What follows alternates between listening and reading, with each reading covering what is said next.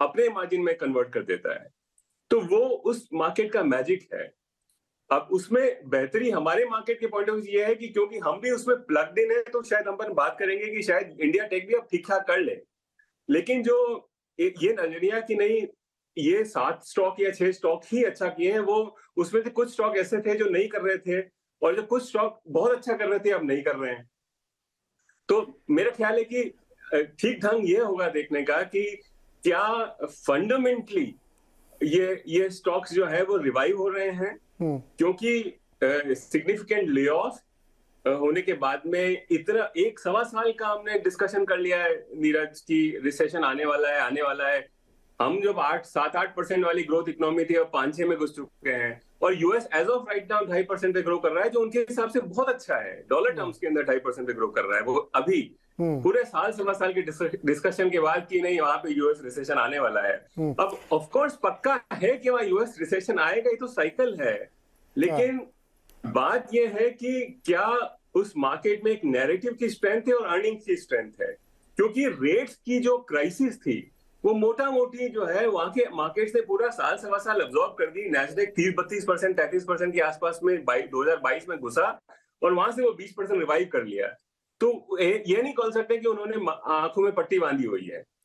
तो अब क्या है कि अब वहां पे एक नैरेटिव बिल्ड हो रहा है। नीरज, लास्ट पॉइंट, नैरेटिव ये बिल्ड हो रहा है क्योंकि मेरे को भी थोड़ा फर्स्ट हैंड टेक का थोड़ा बहुत अंडरस्टैंडिंग, क्योंकि बच्चा भी वही काम करता है, बट मोटा मोटी अंडरस्टैंडिंग है कि एक नया प्रोडक्टिविटी साइकिल शायद यूएस में इमर्ज हो, फिर से वो बाजी मार रहे हैं टेक के पॉइंट ऑफ व्यू से, और हम चाइना और यूरोप जो है फिर से पीछे।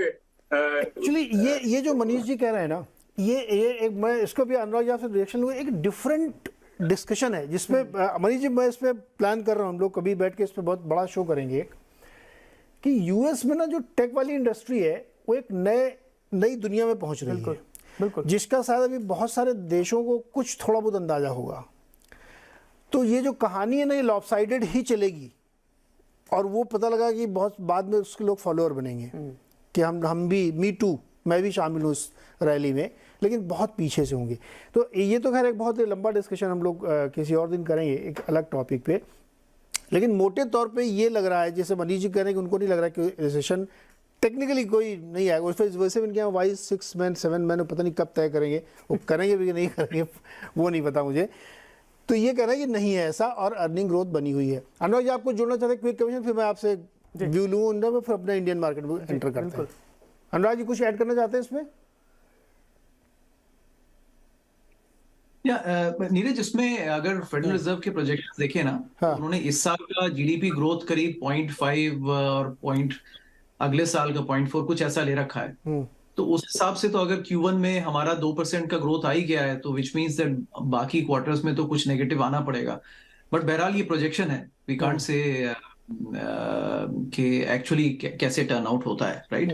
बाकी मैं मनीष जी की बातों से सहमत हूँ। देखिए, वो जिस इकोनॉमी में सबसे ज्यादा एंटरप्राइजिंग कल्चर है, वहाँ यहाँ तो कॉलेज से कुछ निकल के लोग यही सोचते हैं कि अब नेक्स्ट रेवोल्यूशन कैसे शुरू करें। तो आई थिंक वो कल्चर है, वो आएगा आई थिंक। बट उसमें ये है कि it survives on 2 things, it survives on easy money. एक बड़ा नीरज एक डायरेक्शनल व्यू है, मे बी वो हमें वी विल नो 2008 के बाद से जो जीरो कल्चर चलाई है ना, ये भी थोड़ी गलत है।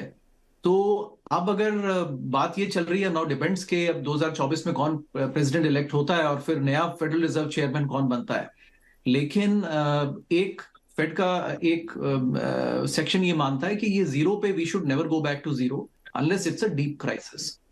तो अगर जीरो पर नहीं आएंगे, 3-4 पे रहेंगे, तो या 3% एवरेज उन्होंने लॉन्ग टर्म रेट 2.5 से 3% बोला है, तो which also means that innovation होगा, बट उसमें फ्रेंजी नहीं आएगी, एटलीस्ट वो सेंसिबल इनोवेशन होगा। फ्रेंजी का भी तो ठीक है, फ्रेंजी की जरूरत भी नहीं है।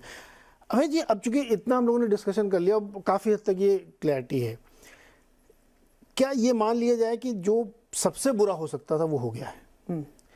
अब 2% पे रखे, 3% पे रखे, इन्फ्लेशन 4-5% पे भी चलता रहे। मैं इसको एक सोशल उदाहरण समझाऊँ आपको, ये एक सवाल है मेरा। हम लोग इतना इवॉल्व होते जाते हैं ना सोशली कि कई बार बहुत बड़े शॉकर्स के जो रिपरकशंस 20 साल पहले होते थे वो आज नहीं होते। बिल्कुल। अगर कोई किसी की पर्सनल लाइफ में कोई हादसा होता है तो आप उतना ज़्यादा परेशान अब नहीं होते जितना 10 साल पहले होते थे, क्योंकि वो इन्वायरमेंट चेंज हो गया है।